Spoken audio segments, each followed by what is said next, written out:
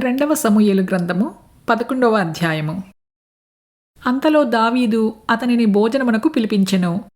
అతడు బాగుగా తిని త్రాగిన తరువాత దావీదు అతని మత్తునిగా చేసెను. సాయంత్రమున అతడు బయలు వెళ్ళి తన ఇంటికి పోక తన ఏలినవాని సేవకుల మధ్య పడక మీద పండుకొనెను.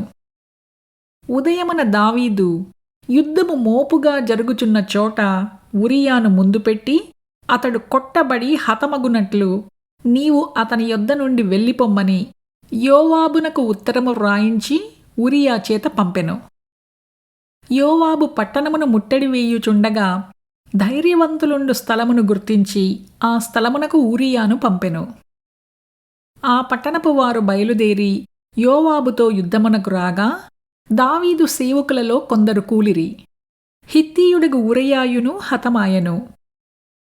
కాబట్టి యోవాబు యుద్ధ సమాచారమంతయు దావీదునొద్దకు పంపి దూతతో ఇట్లనెను: యుద్ధ సమాచారము నీవు రాజుతో చెప్పి చాలించిన తరువాత రాజు కోపము తెచ్చుకొని యుద్ధము చేయునప్పుడు మీరెందుకు పట్టణము దగ్గరకు పోతిరి?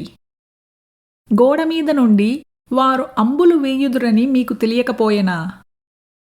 యెరుబ్బెషెతు కుమారుడైన అబీమెలకు ఏలాగు హతమాయెను?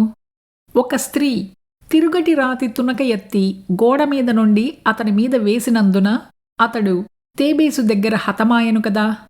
ప్రాకారము దగ్గరకు మీరెందుకు పోతిరని నిన్నడిగిన ఎడల నీవు తమరి సేవకుడగు ఉరియాయు హతమాయెనని చెప్పుమని బోధించి దూతను పంపెను.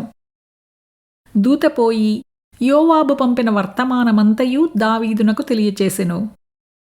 ఎట్లనగా, ఆ మనుష్యులు మమ్మను ఓడించుచు పొలములోనికి మాకెదురు రాగా మేము వారిని గుమ్మము వరకు వెంటాడి గెలిచితిమి.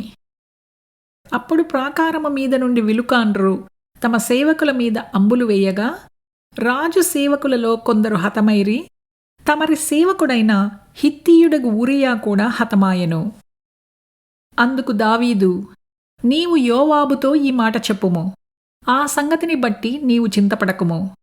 ఖడ్గము ఒకప్పుడు ఒకని మీదను ఒకప్పుడు మరి ఒకని మీదను పడుట కద్దు.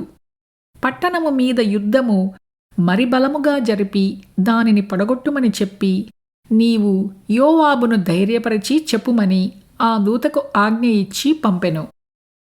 ఉరియా భార్య తన భర్తయగు ఉరియా హతమైన సంగతి విని తన భర్త కొరకు అంగలార్చెను.